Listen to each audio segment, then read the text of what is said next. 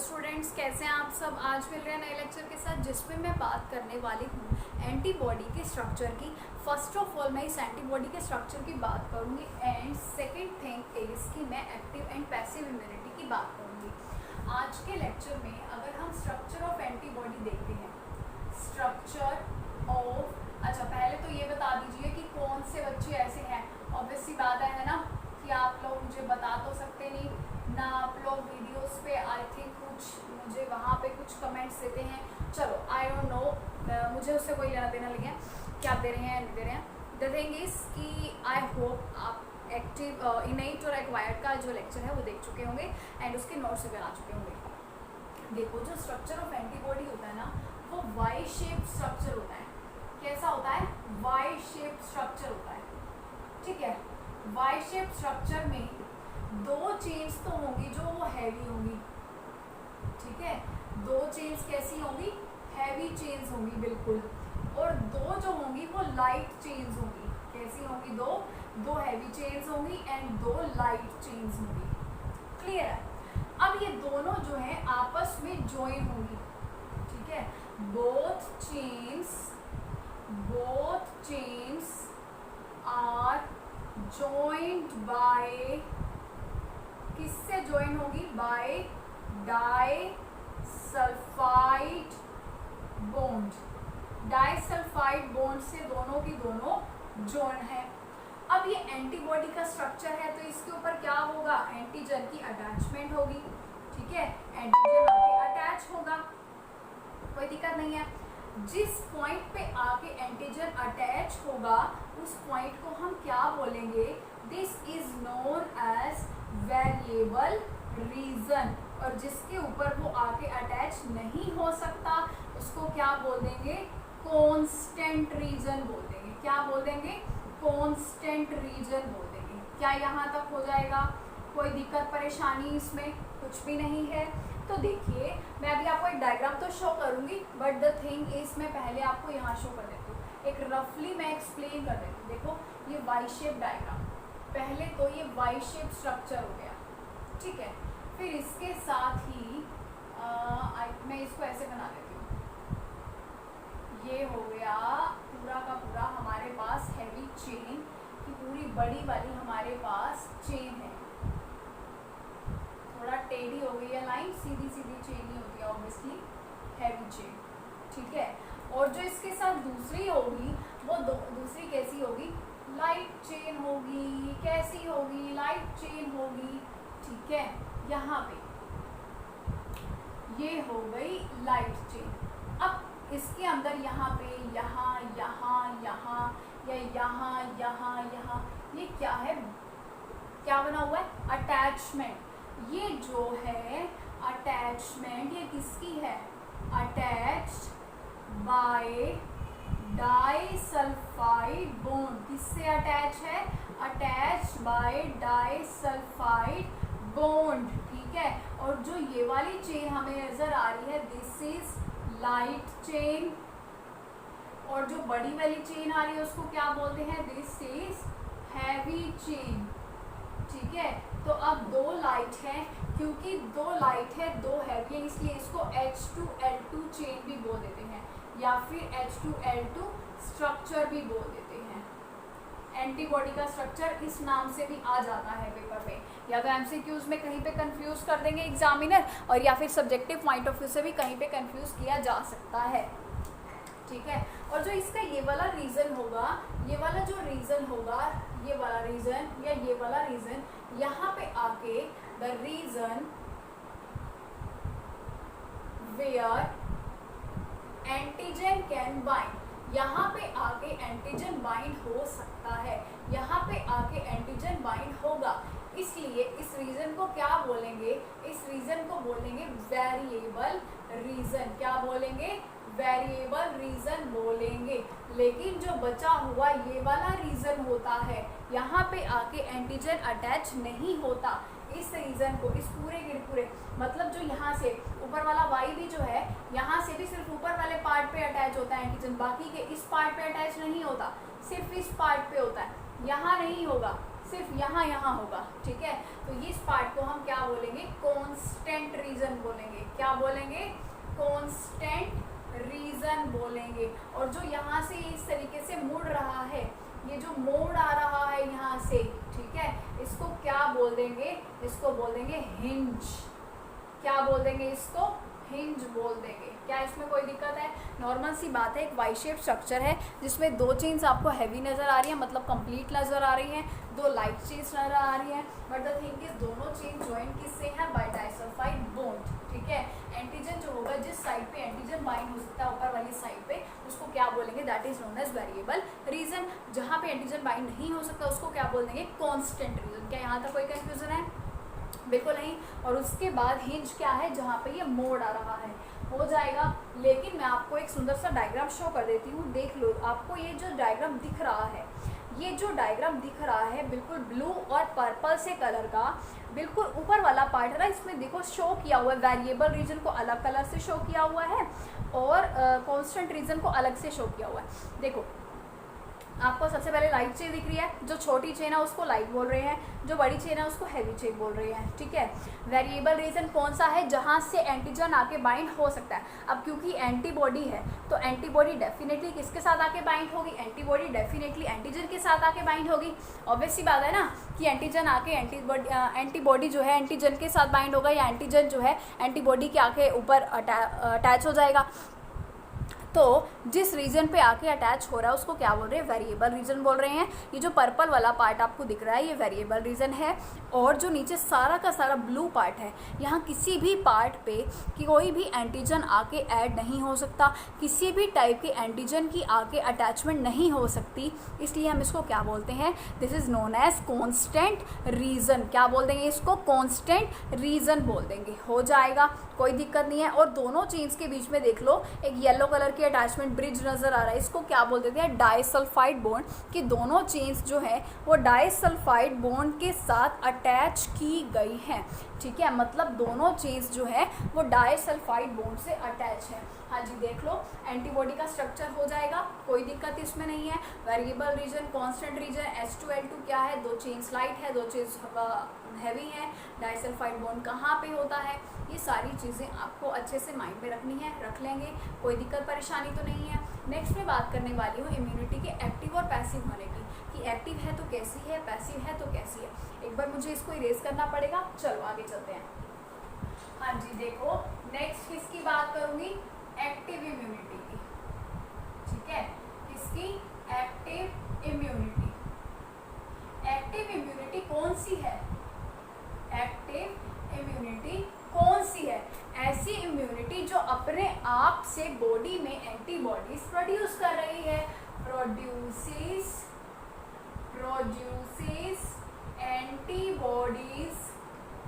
Antibodies bye its own self. I think मैं पहले भी लास्ट टू लास्ट लेक्चर में बात पहले भी बता चुकी हूँ कि एक्टिव इम्यूनिटी वो होती है जो अपने आप से एंटीबॉडीज प्रोड्यूस कर सकती है। और अगर मैं पैसिव इम्यूनिटी की बात करूँ, पैसिव इम्यूनिटी, यहाँ पे हम क्या लिखेंगे पैसिव इम्यूनिटी के बारे में। पैसिव इम्यूनिटी कैसी होती है, जो अपने आप से एंटीबॉडी प्रोड्यूस नहीं करती, do not produce antibodies produce नहीं करती। ये किस टाइप की एंटीबॉडीज यूज करती है, रेडी टू यूज, मतलब रेडीमेड माल चाहिए, पका पकाया माल चाहिए, खुद कुछ नहीं बनाना। जैसे कि बहुत सारे बच्चे आप में से ऐसे भी होंगे जो चाहते होंगे भाई हमें तो PDF मिल जाए, मैम के हैंडमेड नोट्स मिल जाएं, बट हमें ना लिखना पड़े, ऐसा कुछ हो जाए, मैम को बोलना पड़ेगा यार PDF दे दे, इतना कुछ नहीं लिखा जाता है ना। बहुत सारे बच्चे ऐसे सोचते होंगे, तो वो ये उन टाइप के बच्चों के बारे में है। और जो सोचते हैं नहीं नोट्स बनाने से खुद की राइटिंग से ही अच्छा याद हो जाता है, खुद की राइटिंग एक बार लिखते लिखते वैसे ही पता चल जाता है, तो वो कौन से हैं, एक्टिव इम्यूनिटी टाइप वाले बच्चे हैं, हो जाएगा। तो अब हम यहाँ पे क्या बताएंगे, इसमें भी नेचुरल और आर्टिफिशियल दोनों चीज़ें हैं, नेचुरल और आर्टिफिशियल दोनों चीज़ें आएंगी, और उसमें भी आगे नेचुरल और आर्टिफिशियल दोनों आएंगी। पहले इसके नेचुरल, चलो यहाँ पे भी लिख देती हूँ, नेचुरल और आर्टिफिशियल। दोनों की दो दो टाइप्स हैं। पहले बात करेंगे एक्टिव इम्यूनिटी के नेचुरल होने की, जो अपने आप से एंटीबॉडीज बना रही है, जो अपने आप से एंटीबॉडीज बना रही है। वो कैसी होगी? देखो, अगर मान लो जैसे मैंने पहले लास्ट लेक्चर में आई डोंट नो कि मैंने लास्ट या लास्ट 2 लेक्चर में बताया, जैसे मान लो किसी को चिकन पॉक्स हो गया तो अपने आप से रिकवर करेगा, अपने आप से एंटीबॉडीज बना रहा है। अपने आप से एंटीबॉडीज बनाना मतलब नेचुरल तरीके से बना रहा है, बाहर से तो नहीं ली। तो यहाँ पे क्या लिखेंगे कि मतलब एग्जाम्पल लिख दोगे आप, example chicken pox, chicken pox, ठीक है। पेशेंट जो होता है, patient produces their own antibodies, खुद की एंटीबॉडीज अपने आप से वो बना रहा होता है, ठीक है। वो उसमें क्या हो जाएंगी? नेचुरल हो जाएगी। और अगर मैं इसकी आर्टिफिशियल की बात करूं, आर्टिफिशियल कैसा होता है, यहाँ पे मैं एग्जांपल क्या दे दूंगी, जैसे कि होता है पोलियो वैक्सीन में। पोलियो वैक्सीन में क्या होता है कि हमने बाहर से तो दी है, लेकिन हम क्या दे रहे हैं? बाहर से वैक्सीन दे रहे हैं, आर्टिफिशियली बाहर से दे रहे हैं। अब बात ये आ जाती है कि भाई एंटीबॉडीज प्रोड्यूस जो करना है, तो पोलियो वैक्सीन तो बाहर से देते हैं, बाहर से वो देते हैं। पोलियो वैक्सीन तो बहुत पहले ही लग जाती है। जैसे देखो, पोलियो वैक्सीन छोटे होते जब लगती है तो ऐसा तो नहीं है ना उस टाइम पे कोई बीमारी हो रखी थी, बिल्कुल नहीं, उस टाइम पे कोई बीमारी नहीं हो रखी होती, सिर्फ आगे कोई बीमारी हो ना जाए इसलिए पोलियो वैक्सीन दे दी जाती है ना। मतलब कि ये जो पोलियो वैक्सीन होती है, इसके पास इतनी एबिलिटी नहीं होती कि भैया किसी डिसीज से लड़ देगी, ठीक है। ये क्या कर रही होती है, ये इसकी वजह से ऐसा नहीं होता कि कोई बीमारी नहीं होगी, भाई ये लग गया, भाई बीमारी ही नहीं होगी, बट इसकी वजह से क्या होगा? एंटीबॉडीज प्रोड्यूस हो जाएंगी, ठीक है। यहाँ पे हम क्या लिख देंगे कि इट कैन, या फिर due to this antibodies are produced, antibody जो होंगी वो प्रोड्यूस्ड हो जाएंगी, ठीक है। एंटीबॉडीज क्या हो जाएंगी? प्रोड्यूस हो जाएंगी। ऐसा नहीं होगा कि कोई बीमारी नहीं होगी, पोलियो वैक्सीन लग गया चलो आज के बाद कोई बीमारी नहीं होगी, ऐसा नहीं होता। अब बात आती है पैसिव इम्यूनिटी की भी नेचुरल। देखो इसका नेचुरल कैसा था, मैंने बताया था ना चिकन पॉक्स में कोई मेडिसिन नहीं देते, तो चिकन पॉक्स में कोई मेडिसिन दी नहीं, बॉडी ने अपने आप से बनाई, बॉडी ने अपने आप से बनाई तो हम उसको एक्टिव इम्यूनिटी में इंक्लूड करेंगे। इसमें भी पोलियो वैक्सीन तो 5 साल से भी पहले लग गई है। क्या जिंदगी भर पोलियो वैक्सीन मिलती है? नहीं ना, जिंदगी भर तो पोलियो वैक्सीन नहीं लगती। तो वो क्या कर रही है, उसने भी एंटीबॉडीज प्रोड्यूस कर दी, इसलिए इसको भी हमने एक्टिव में इंक्लूड किया। यहाँ पे नेचुरल कौन सी आती है, यहाँ पे नेचुरल कौन सी आती है जो कि कहाँ से मिलती है? मदर से मिलती है, ठीक है। कहाँ से मिलेगी? मदर से मिलेगी, मतलब कि मदर के मिल्क से मिल जाएगी जब बच्चा फीड करेगा, ठीक है। मदर्स मिल्क, तो मदर ही लिखेंगे, मदर मिल्क ही लिखेंगे कि भाई मदर। अब क्योंकि देखो ये बॉडी ने अपने आप से तो प्रोड्यूस नहीं करी, उसको एंटीबॉडी मिली नेचुरल तरीके से। क्यों मिली? क्योंकि भाई हमने इसको आर्टिफिशियली तो प्रोड्यूस नहीं किया, जिसको हम क्या बोलते हैं? कोलोस्ट्रम बोलते हैं।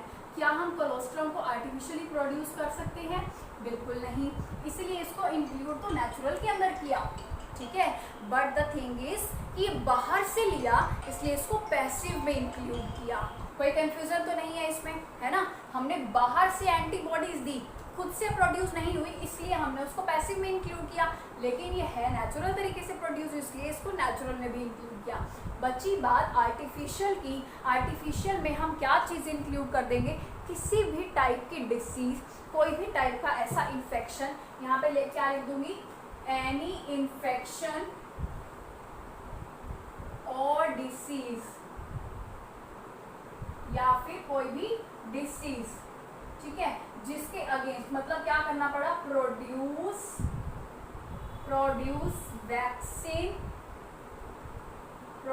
वैक्सीन इन बायोटेक्नोलॉजी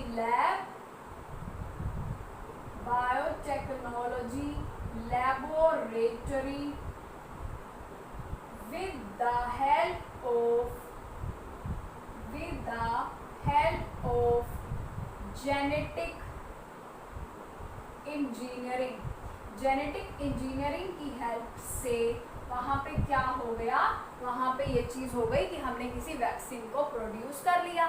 आप लिख लेंगे एक्टिव और पैसिव इम्यूनिटी अच्छे से हो जाएगा, कोई दिक्कत इसमें नहीं है, ठीक है। तो ये सारी चीज़ें आपने अच्छे से पढ़ लेनी है, कोई भी दिक्कत नहीं है, क्योंकि बहुत मुश्किल वाली चीज़ कुछ भी नहीं थी। एक्टिव इम्यूनिटी देखो जो अपने आप से बन रही है, ये जो अपने आप से नहीं बन रही। अगर मैं इन दोनों की भी बात करूँ, दोनों के नेचुरल में क्या डिफरेंस है। चिकन पॉक्स का नेचुरल जो था उसमें भी एंटीबॉडीज चाहिए थी, लेकिन उसके अपने आप से एंटीबॉडीज बनाई थी। ये भले ही नेचुरल है, लेकिन मदर से मिली थी हमें, हमारे में, आपके में, इवन हमारी मदर के अंदर भी या हमारे फादर के अंदर भी, उनको अपनी मदर से मिली थी। कोई भी अपने आप से तो नहीं बना रहा कोलोस्ट्रम वाली एंटीबॉडी, इसलिए ये है चाहे natural method, but the thing is इसको हम पैसिव में इंक्लूड करेंगे, क्योंकि ये अपने आप से नहीं बनाई, बाहर से मिली थी, ठीक है। और जो ये थी, ऐसी बहुत सारी चीज़ें होती है, ऐसे बहुत सारे इन्फेक्शन हो सकते हैं जिसमें बॉडी अपने आप से काम करती है, बॉडी अपने आप से एंटीबॉडीज़ बनानी शुरू कर देती है, या ऐसी वैक्सीन्स जो क्या करती हैं, जो एंटीबॉडीज़ बनाने में हेल्प करती हैं। वो वैक्सीन अगर बॉडी में लग जाती है, बहुत ही यंग एज में वैक्सीन जो है हमें दे दी जाती है, उसका मतलब ये बिल्कुल भी नहीं है कि इस वैक्सीन को लगने के बाद हमें कोई बीमारी नहीं होगी, नहीं, ऐसा बिल्कुल भी नहीं है। इससे बस ये होगा कि हमारी बॉडी में एंटीबॉडीज़ प्रोड्यूस हो जाएंगी, ठीक है। और जो ये चीज़ आ जाती है इसके बाद आर्टिफिशियली कि कोई ऐसी इन्फेक्शन हो गई है, कुछ ऐसा हो गया है जो हमें पर्टिकुलरली उसके लिए बनानी पड़ी, उसके लिए वैक्सीन, और उसको हमने प्रोड्यूस कहाँ किया, बायोटेक्नोलॉजी की लैब में किया with the help of genetic engineering. और जेनेटिक इंजीनियरिंग क्या होती है वो आपको बहुत अच्छे से मैं पढ़ा चुकी हूँ, बहुत बेहतरीन तरीके से पढ़ा चुकी हूँ, आपको बहुत अच्छे से पता भी होगा कि मैं किस बारे में बात कर रही हूँ, है ना। जेनेटिक इंजीनियरिंग जिसकी हेल्प से हम रिकॉम्बिनेंट डीएनए बना रहे थे, एक ऐसे ऑर्गेनिज्म को मॉडिफाई कर रहे थे जिसे हमें पता था कि ये वाला जीन चाहिए हमें इस पर्टिकुलर ऑर्गेनिज्म से, हम उस चीज़ को बना रहे थे, that is known as genetic engineering, ठीक है। तो इसमें कर लेंगे इम्यूनिटी। अब देखो इम्यूनिटी के अंदर जो चीज़ें इंक्लूड होती हैं, सबसे पहले इनेट इम्यूनिटी आती है। इनेट इम्यूनिटी के बैरियर्स आते हैं, उसके बारे में हम पढ़ चुके हैं। एक्वायर्ड इम्यूनिटी आती है, एक्वायर्ड इम्यूनिटी में बी और टी लिम्फोसाइट आते हैं। बी और टी लिम्फोसाइट प्रोड्यूस कहाँ हुए, मैच्योर कहाँ हुए, ये हम पढ़ चुके हैं। और उसके बाद जो बी और टी लिम्फोसाइट है, बी लिम्फोसाइट कैसा होता है, कौन कौन सी एंटीबॉडीज प्रोड्यूस कर सकता है। टी लिम्फोसाइट कैसा होता है, टी लिम्फोसाइट कैसा होता है, या तो हेल्पर टी सेल्स होंगे उसके अंदर, या फिर नेचुरल किलर सेल, साइटोटॉक्सिक होगा। ये बातें हमने पढ़ ली। एंटीबॉडी का स्ट्रक्चर पढ़ लिया पूरा, इम्यूनोग्लोबुलिन का जो वाई शेप स्ट्रक्चर है। और उसके बाद हमने इम्यूनिटी की दो टाइप्स और, जिसमें एक्टिव और पैसिव इंक्लूड होते हैं। और एक्टिव और पैसिव इम्यूनिटी भी वो होती है जिसमें नेचुरल और आर्टिफिशियल दोनों चीज़ें इंक्लूड हो जाती हैं, हो जाएगा। इसके अलावा लास्ट में मैं बात करूँगी इम्यूनाइजेशन और वैक्सीनेशन की। एक बार इसको इरेज कर देती हूँ और आगे चलते हैं। हाँ जी, देखो पहले तो हम क्या करते हैं, एक्टिव और पैसिव इम्यूनिटी के बारे में लिख लेते हैं, क्योंकि बहुत सारे बच्चे फिर बोलेंगे कि पता नहीं क्या लिख दिया। देखो व्हेन क्या होता है, when the host is exposed to antigen, अगर एक एंटीजन एक्सपोज हो जाता है होस्ट की बॉडी में, ठीक है, either it is in living form और डेड फॉर्म, मतलब कोई लिविंग ऑर्गेनिज्म है या डेड ऑर्गेनिज्म है, ठीक है। When the host is expose to antigen, वो किसी भी फॉर्म में हो सकता है, चाहे लिविंग फॉर्म में चाहे डेड फॉर्म में। And antibodies are produced, antibodies किसके लिए प्रोड्यूस होंगी, टू प्रोटेक्ट द बॉडी। अगर उस टाइम पे एंटीबॉडीज अपने आप से प्रोड्यूस हो जाती हैं, this type of immunity is called as, इसको हम क्या बोलेंगे, is called as active immunity. कोई दिक्कत नहीं है, 2 दिन पहले या पता नहीं कल मैंने बताया है, आज भी मैं बता रही हूँ, बार बार लिख लेंगे इसी तरीके से। और इसको क्या बोल देंगे, it is of slow types. Obviously बात है ना, अपने आप से कोई चीज़ बना रही है बॉडी, अंदर ही अंदर कोई सामान बन रहा है, अंदर ही अंदर कुछ चीज़ बन रही है, तो ऑब्वियसली वो स्लो काम करेगा, है ना। बाहर से तो केमिकली फॉर्म में आया है, अब केमिकली तो क्विक काम करेंगे। तो वो जो रेडीमेड एंटीबॉडीज दी जाती हैं वो कौन सी होती हैं, वो पैसिव इम्यूनिटी होती हैं। एक्टिव इम्यूनिटी जो बॉडी में अपने आप से बनती हैं, वो अपने आप से डेवलप हो रही हैं, वो ऑब्वियसली वो स्लो बनती हैं, ठीक है। तो हम नेक्स्ट हम क्या लिख देंगे यहाँ पे, when readymade antibodies are produced, when readymade antibodies are produce नहीं लिखेंगे, are given to the host body.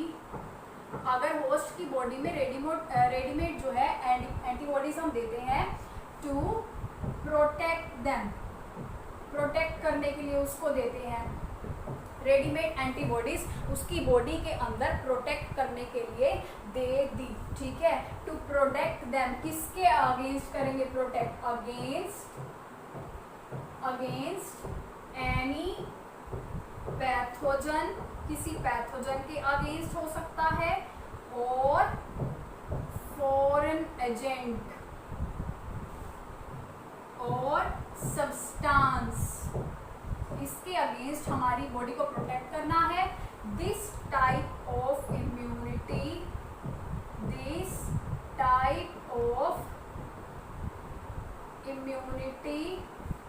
Is called as passive immunity, ठीक है। इसको हम क्या बोल देंगे, पैसिव इम्यूनिटी बोल देंगे। और अगर बॉडी में अपने आप से एंटीबॉडीज प्रोड्यूस हो रही हैं टू प्रोटेक्ट द बॉडी, अपने आप से प्रोड्यूस हो रही हैं, तो वो क्या हो गई, एक्टिव। अगर हम रेडीमेड दे रहे हैं तो वो क्या हो गई, पैसिव हो गई। कोई दिक्कत इसमें नहीं है, ऑलरेडी हम कर चुके हैं। फटाफट से इसको इरेज करते हैं, इम्यूनाइजेशन पे चलते हो, ठीक है। हाँ जी, देखो नेक्स्ट टॉपिक हमारा क्या है, इम्यूनाइजेशन एंड वैक्सीनेशन, ठीक है। इसमें हम सबसे पहले करते क्या है, इसका मेन तो वही मेमोरी वाला कंसेप्ट होता है। मेमोरी वाला कंसेप्ट ताकि सेकंड एनकाउंटर ना हो, ठीक है। तो सबसे पहले मैं क्या लिखूंगी, द प्रिंसिपल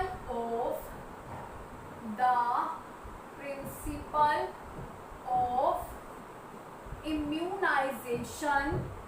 इम्यूनाइजेशन का प्रिंसिपल क्या है, immunisation is based on the memory,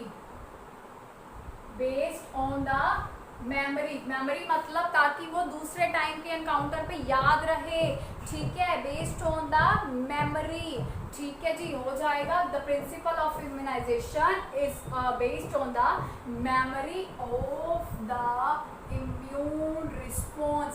immune response हमारे अगर इम्यून रिस्पॉन्स के पास पहले ही कोई मेमोरी रिकॉर्ड है कि भाई ये चीज़ पहले आई थी, ठीक है, तो वो उसका मतलब मेन चीज़ रहती है कि अगर है तो उसको नीड नहीं पड़ेगी, नहीं है तो ऑब्वियसली नीड पड़ेगी। अब देखो अगर कोई एंटीबॉडी जो है वो प्रोड्यूस हो रही है, एंटीजन के अगेंस्ट प्रोड्यूस हो रही है, करेगा क्या, न्यूट्रलाइज करेगा उस इन्फेक्शन को, ठीक है। तो हम यहाँ पे क्या लिखेंगे, the antibodies are produced against antigens, produced against antigens. जो एंटीबॉडीज एंटीजन के अगेंस्ट प्रोड्यूस हो जाती हैं वो क्या करती हैं, वो न्यूट्रलाइज, वो क्या करती हैं, न्यूट्रलाइज करती हैं। न्यूट्रलाइज किस चीज़ को करेगी, किस चीज़ को करेगी न्यूट्रलाइज, ऑब्वियस सी बात है वो उस एजेंट को ही न्यूट्रलाइज कर देगी। Neutralize the pathogenic agent during infection, ठीक है। ड्यूरिंग इन्फेक्शन ये उसके लिए काम कर लेगी। क्योंकि एंटीबॉडीज तो एंटीजन के अगेंस्ट ही प्रोड्यूस होगी। एंटीजन अगेंस्ट के अगर जैसे एसिड बेस होता है तो न्यूट्रलाइज हो जाता है ना, एसिड बेस के अगेंस्ट हम काम करते हैं, तो उसी तरीके से अगर एंटीबॉडीज प्रोड्यूस हो जाएंगे एंटीजन के अगेंस्ट तो वहाँ पे भी न्यूट्रलाइज हो जाएगा, मामला हो जाएगा। देखो आगे, और इसके बाद क्या होगा, जो बी सेल्स होते हैं, जो वैक्सीन्स होंगी, देखो जो वैक्सीन्स होंगी, the vaccines also generate B and T cells, B और टी सेल्स को भी जनरेट कर देते हैं। अब जो बी सेल्स होते हैं ना, देखो जो बी सेल्स होते हैं मतलब बी लिम्फोसाइट्स होते हैं, इतनी बात तो हमें पता है कि भाई जो बी लिम्फोसाइट होते हैं सिर्फ वही एंटीबॉडीज प्रोड्यूस करते हैं।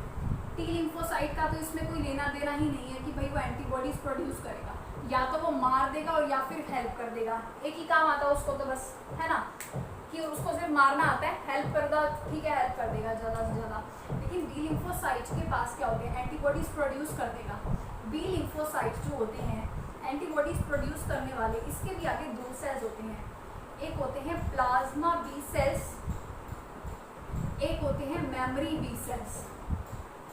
मेमोरी बी सेल्स क्या करते हैं, मेमोरी रखते हैं, मेमोरी ऑफ फर्स्ट एनकाउंटर, उनको याद रहता है कि पहले इनकाउंटर हो चुका है इस चीज़ का, ठीक है। जो प्लाज्मा बी सेल्स होंगे वो क्या करेंगे, एक्चुअल में वही क्या कर रहे थे, एंटीबॉडीज को प्रोड्यूस कर रहे थे, ठीक है, हो जाएगा, कोई कंफ्यूजन तो नहीं है इसमें। चलें आगे, तो आगे क्या चलना है, सिर्फ इतनी सी ही बात थी, हमने सिर्फ यही देखना था कि मेमोरी के बेस पे होता है ये, एंटीबॉडीज प्रोड्यूस हो जाएंगे अगेंस्ट एंटीजन। जो वैक्सीन भी होती है वो बी और टी लिम्फोसाइट को जनरेट करती है। हमें पता है कि टी लिम्फोसाइट या तो मारेगा और या फिर सिर्फ और सिर्फ क्या करेगा, हेल्प करेगा। और बी लिम्फोसाइट के पास दो चीज़ें होती हैं, एक तो प्लाज्मा बी सेल्स होते हैं and another one memory B cells होते हैं। प्लाज्मा बी सेल्स तो एंटीबॉडीज को प्रोड्यूस कर रहे थे, लेकिन मेमोरी बी सेल उस एनकाउंटर को याद रखते हैं कि भाई तू ही कल्प्रिट है, तू पहले भी बॉडी में आया था और तूने पूरा कबाड़ा कर दिया था मेरी बॉडी में आने के बाद, ठीक है। तो वो सारी चीज़ें जो हैं वो याद रखनी पड़ेगी, plasma B cells, memory B cell, natural killer cells, cytotoxic, helper T cells, ये सारी चीज़ें एक बार ध्यान से नोट्स, आपने क्या करना है, कुछ भी नहीं करना, लेक्चर देख लिया फटाफट से इसके नोट्स बना लो, आई थिंक सारे एक साथ बना रहे होंगे, इसके बना के एक बार फटाफट रीडिंग ले लो कि अच्छा इसमें ये था, इसमें ये था, जैसे जैसे मैं समझा रही हूँ बिल्कुल सेम वैसे वैसे अपने माइंड में बिठा लो। कोई सेम लैंग्वेज तो याद करने की जरूरत नहीं है, मैं कुछ सेम प्रॉपर आपको लगता भी नहीं होगा कि टिपिकल डेफिनेशन वाली लैंग्वेज लिखी हुई है, ऐसा नहीं लिखा हुआ, आपके लिए याद करना इसको बहुत ज़्यादा ईजी है, ठीक है। तो यहाँ तक जो है हमारा इम्यूनिटी वाला टॉपिक जो ख़त्म होता है। कल मोस्ट प्रोबेबली मैं क्या कर दूँगी, एड्स वाला लेक्चर शुरू कर दूँगी, एड्स, उसके बाद हम कैंसर के बारे में पढ़ लेंगे, ठीक है। मुझे नहीं पता वो एक लेक्चर में हो पाएगा या नहीं हो पाएगा, डिपेंड्स है ना। चलो AIDS, cancer, drug abuse, maximum 3 एक लेक्चर का, 3 हद मार के 4, वैसे तो 3 लेक्चर में शायद पूरा चैप्टर कंप्लीट हो जाएगा, ठीक है। तो यहाँ तक कि आप नोट्स बना लेंगे और फिर याद करने की कोशिश करेंगे तो डेफिनेटली आपको यूँ याद हो जाएगा, बिल्कुल यूँ याद हो जाएगा। लेकिन अगर आप ये सोचोगे कि भाई पता ही नहीं क्या बोल दिया, इनेट बताया, एक्वायर्ड बताया, B cell, T cell, natural killer cell, helper T cell, उसके बाद plasma B cell, memory B cell, भाई कौन कौन से सेल को याद करें, अगर ऐसे सोचोगे, इसको हेक्टिक वे में लोगे तो डेफिनेटली आपको बहुत सारी दिक्कतें आएंगी, आपको याद नहीं होगा। लेकिन अगर आप इसको कूल तरीके से लेके चलो, अच्छा उसने ये किया था, हेल्पर टी सेल हेल्प कर रहा है, साइटोटॉक्सिक टॉक्सिक प्रोड्यूस कर रहा है मतलब वो मार रहा है, नेचुरल किलर मतलब नेचुरल तरीके से मार रहा है, plasma B cell antibodies produce करता है क्योंकि प्लाज्मा में क्या होती है एंटीबॉडीज, ये पहले ही बात कर चुके हैं हम, और मेमोरी बी सेल जिसके पास मेमोरी है, कर लेंगे इसको, हो जाएगा। तो चलिए आज का लेक्चर यहीं ख़त्म करती हूँ और कल मिलते हैं नेक्स्ट लेक्चर के साथ।